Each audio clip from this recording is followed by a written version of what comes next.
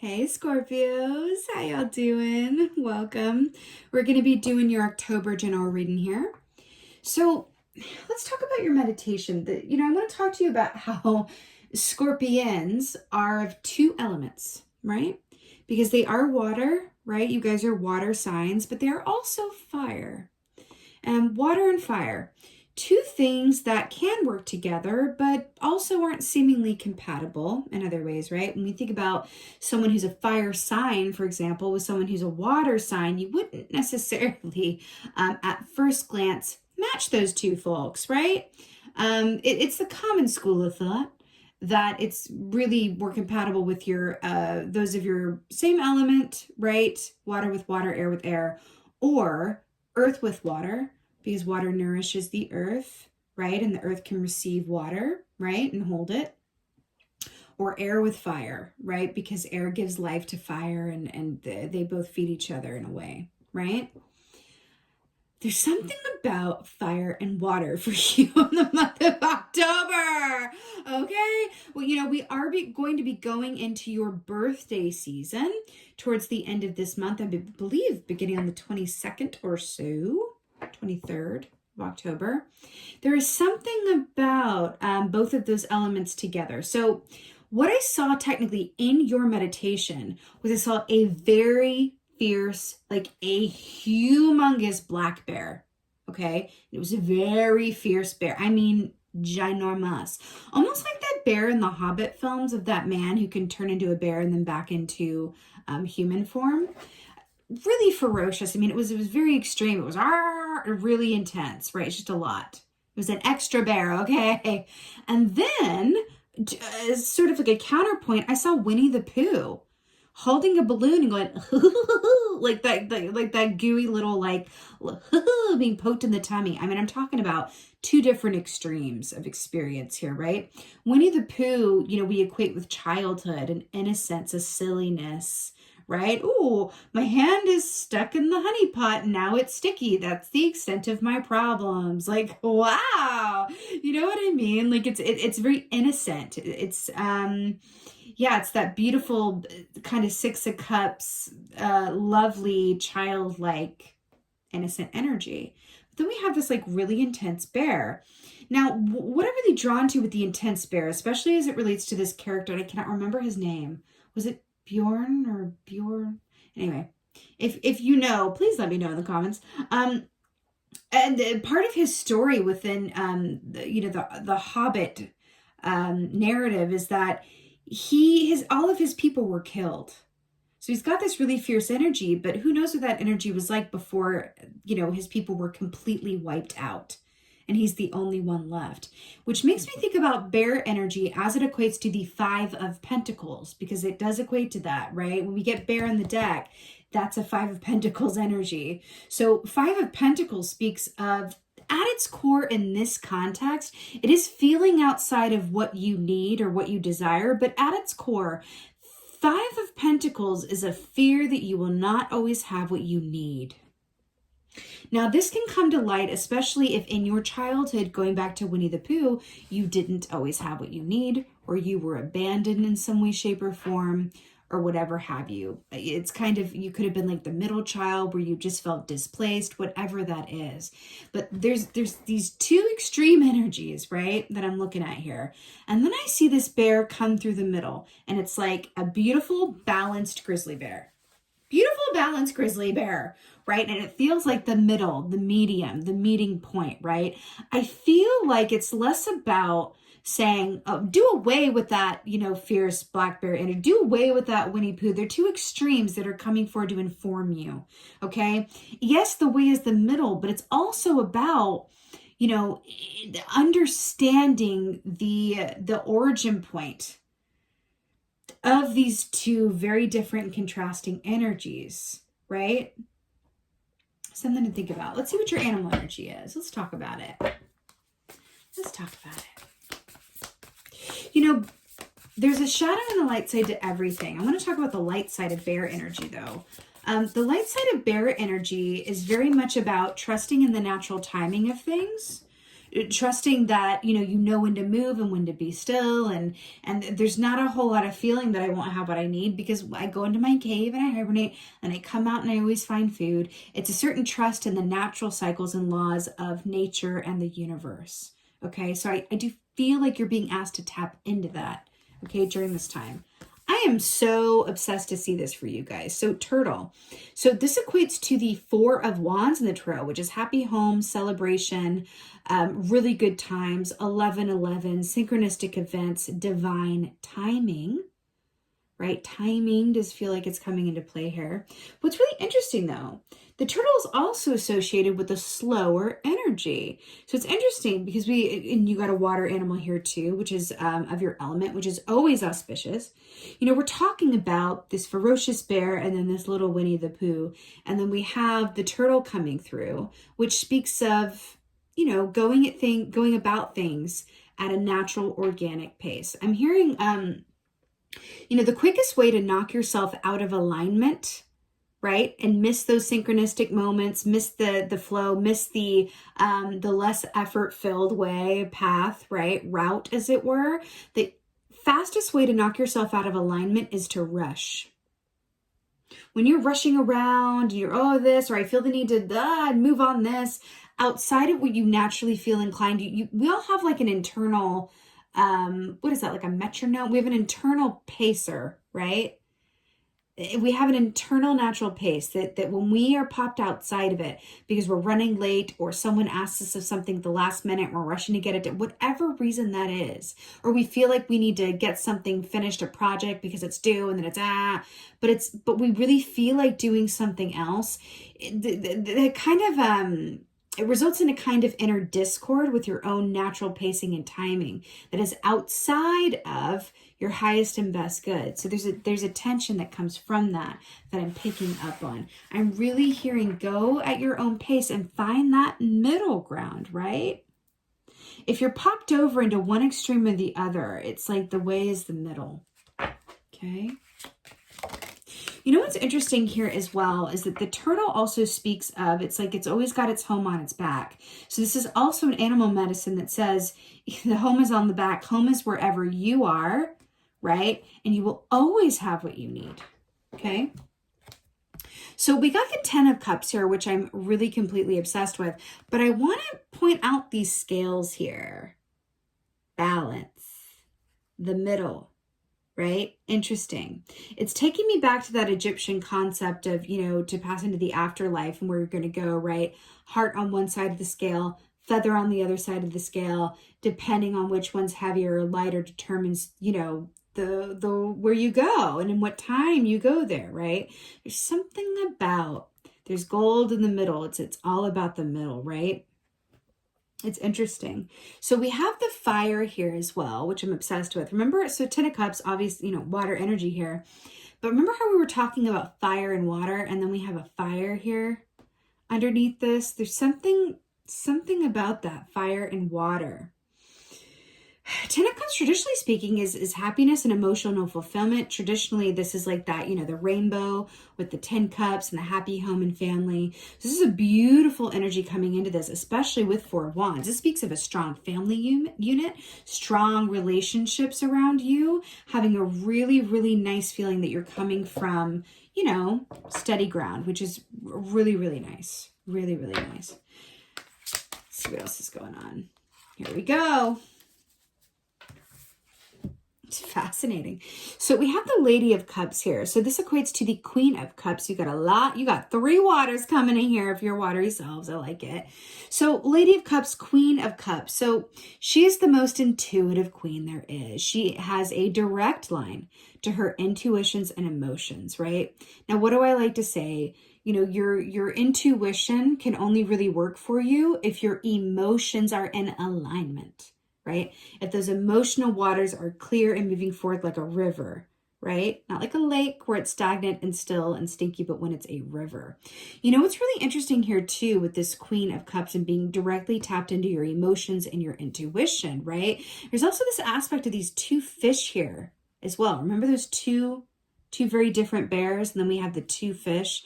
There's something about that, the yin and yang of it, the night and day of it, and how we have this lovely Well, two moons. Two moons here as well, which speaks of cycles and phases and the unknown and creativity and wildness, right? Let's talk about The Glass Menagerie by Tennessee Williams. What? Go with me on this. The Glass Menagerie by Tennessee Williams. So, in that play, one of the characters, Laura, right, is, had this nickname of Blue Roses, or she thought someone was called Blue Roses. I can't remember. But I'm really drawn to these blue roses and the blue moon aspect of it. Within the Glass Menagerie, there's this dynamic within the daughter and mother relationship that is very imbalanced and unequal. And it's really reminding me here. It's like the mother was very much that kind of Amanda, I believe her name is Amanda and Laura. A beautiful example of what not to do as a parent. There's something there around how the parent is really a narcissist, truly, and how they're just really living their lives through the child, and it's not really about the child's needs at all. It's like everything with the child. I saw 11:11 on the timer. It's 4 wands there. It's really more about the parent's ego and what they see reflected in themselves when they look at their child, right? It's a real displaced energy there. So I'm really drawn to this for you. There's an aspect, I feel like she is choosing a new road, new path, new karmic patterns, a new perspective. I'm hearing Go Your Own Way by Fleetwood Mac. Go Your Own Way. God, it's really loud. I feel like someone just turned up the speaker. Clairaudience. So clairaudience, I feel like I feel like you might be hearing songs this month, hearing good advice that's actually coming from spirit or your higher self. There's something about, because I feel like the radio is really loud with this. You can go your own way by Fleetwood Mac. I feel like there's also something about taking the road less traveled by as well. There's something about that for you. Really interesting. Okay, this is going on. Oh, I am so here for this. Are you serious? 3 of Wands, really though, Scorpio? We were just talking about Go Your Own Way, and then you get the 3 of Wands, which is about heading out on your way down the road. I'm here for it. Remember, the Wands rule the realm of the actions that you do or do not take, right? It's all about the actions, right? And then you also have, with the 3 of Wands, the setting out ahead. It's like the 2 of Wands, I've grown to love the 2 of Wands. It's taken some time. I for some reason I've always had a bit of a bias against the 2s, the minor arcana 2s. But that's another story for another time, and probably says more about my psychology than it does your reading. But the 2 of Wands is about that time before you get what you want, and then the 3 of Wands is actually the process of manifesting that. Right? Where things actually start to come through for you. Things actually start to come to fruition. So I really like that that's coming up here, right? But there's a certain aspect of reviewing or having to pay the ferryman or the tollman or woman, to get through to the other side of this. I feel like there's an aspect of, what do you want? What do you say you want? And what are you willing to do to get what you say you want? There's a certain sense of, spirit or your given circumstances that are coming forward to say, you have the potential to manifest even more than you have a mind to. The question is, can we get very, very specific about what you're willing to change in your circumstances to manifest these new things? Because this newness is going to require change. How do you feel about that? What's that going to bring up for you? What is that? I'm really seeing those 2 bears again, and then we have the middle ground here with this guy, right? I'm also really drawn to this beetle here. So beetle is such a beautiful, sacred, wonderful, unique, amazing energy, which speaks about, beetle is all about using your resources, but also seeing the potential in things where others may not, right?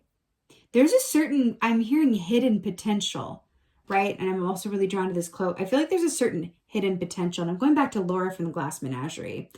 Laura felt more deeply and saw things more clearly, very Queen of Cups, Laura, saw things more clearly, was so highly intuitive, and saw things more clearly than everybody else around here. But she was discounted at every turn because she was different. Oh, I just got real mad shivers. Okay. I'll just leave that there. Things are about to get very interesting, Scorpio. I feel like, when are they not interesting? But I mean, like, really interesting. 10 of Cups. Are you serious, though? I'm so excited. 4 of Wands again. Remember, we got the turtle, the 4 of Wands, and we have 4 of what? Dancing in the streets of New York City. 4 of Wands, celebration, happy times. Look at them dancing in their different colored dresses and ensembles. This is really good time. This is a happy home. This is a stable foundation. This is a lot to celebrate and be excited about. I feel like the relationships here are really, really nice. I do feel like this middle ground. Remember, we have this and these people like dancing through the middle of it. I'm hearing that beware of extremes, even and especially if they feel like they are feeding the scorpion. Scorpion is an extreme energy, right?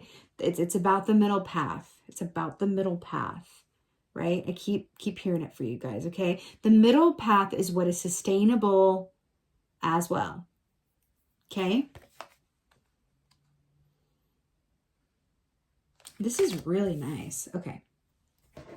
I love these like autumnal colors as well. I'm also really drawn to this cat. Do you see how the cat is not participating in the dancation?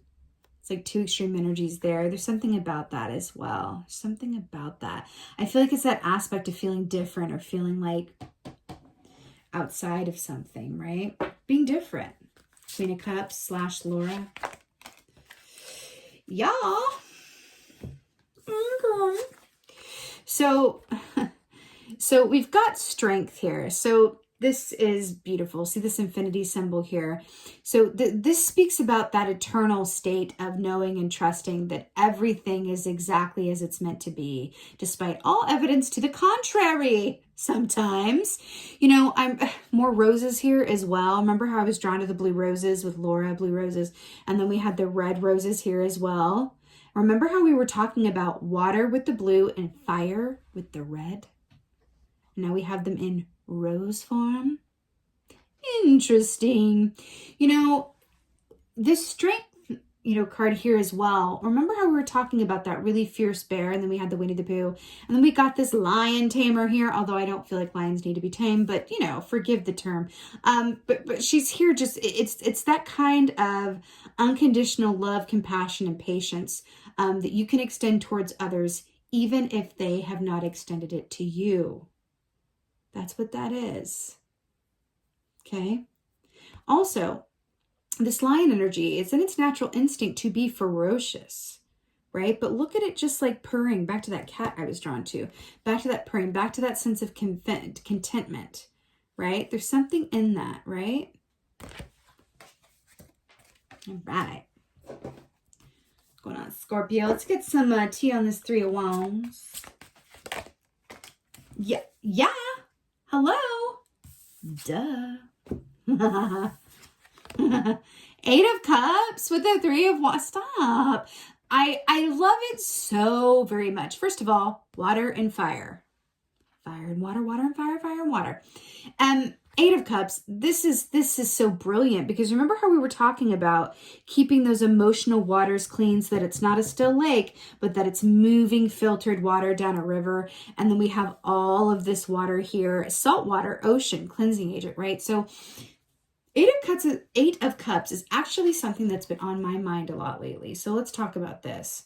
So 8 of Cups is very much about, so I feel like traditionally, and I've said this before, it's like, what do we say about this when readers get this? It's like, this is moving on to more emotionally fulfilling situations or dynamics. This is walking away from the emotions or situations that no longer serve you.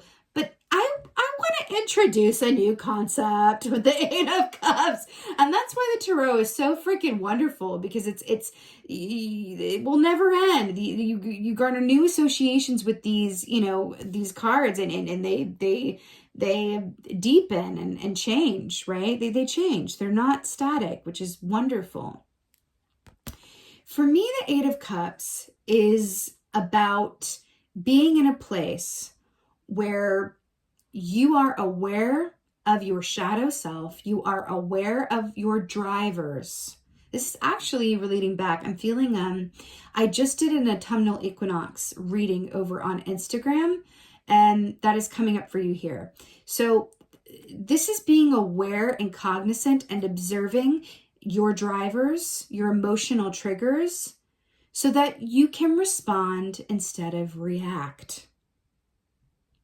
Something about that, responding as opposed to reacting. You can only do that if you're aware of what those triggers are. And that is not necessarily easy. It's life's work, right? It's life's work, right? There's something in that for you. Again, with this Eight of Cups as well, I'm really drawn to these stars and again, the moon, where you are able to see things in a wonderfully clear way. And I feel like part of that is looking at the child aspect of you, or your actual childhood with that Winnie the Pooh, and then looking at that version of you that is that bear, that really fierce bear. Remember that character whose family was taken from him, and it's just like all survival mode all of the time, right? And then that middle ground. I feel like it's kind of looking at both of those aspects of yourself. The aspect of yourself before it ever got hurt, before it ever knew loss, right? That childlike aspect. And then that aspect of you that now knows what to fear, now has been hurt, now has had loss, now is in this place of just like, if no one else is going to help me get my needs met, I must do it myself. Or I really need things to be, a certain way. I need this. It has to be this way. I have to, whatever that is. It's about shining the light of awareness on that within you, so that you're aware of it, so that you can work with it and co-create your own experience, as opposed to coming from a reactive place. That shadow energy of Scorpion, where they're just absolutely reactive, and that stinger is out, right? Also, let's talk about Scorpions again, because I find that with Scorpions, energetically speaking, right, when they are triggered, that stinger can either sting someone else, right, or sting themselves. And so oftentimes, when that stinger is activated, that core emotional part of you that is primal, when that is activated, it's often a choice of, am I going to sting this other person or these other people, whatever it is, or am I going to sting myself?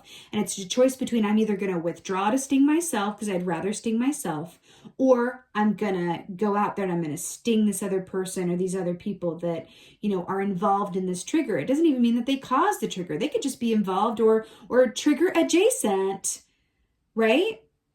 What is the middle ground? What if the stinger didn't need to go that way or this way? What if it was this like chill lion? What if it was just this cat that was just like on the outside doing its own thing? What if that stinger was able to just be acknowledged, right? And pacified through holding space for it by engaging with it actively and co-creatively. Something in that for you. I always feel like the Scorpio readings are a bit, we have different level life plans, right? Some of us haven't been here that many times before, and so we're at a kindergarten life plan. Those people tend to manifest things really easily and grow up in nuclear families, and it's that kind of kindergarten, plenty of time for snacks and naps life plan. There's no, by the way, one is not better than the other. Like it's just about like where you are in your soul evolution, right? Then there are master school life plans where you've really come here to learn a lot of lessons at once. There's no bird courses. There's no like ceramics to get those 18 credits.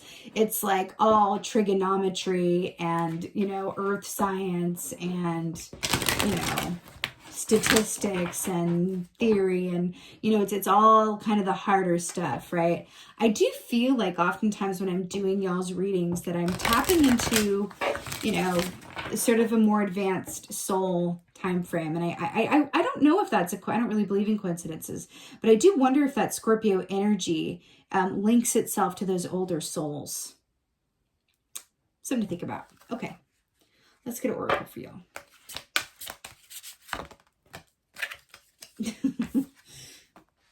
Oh, this is amazing. Okay.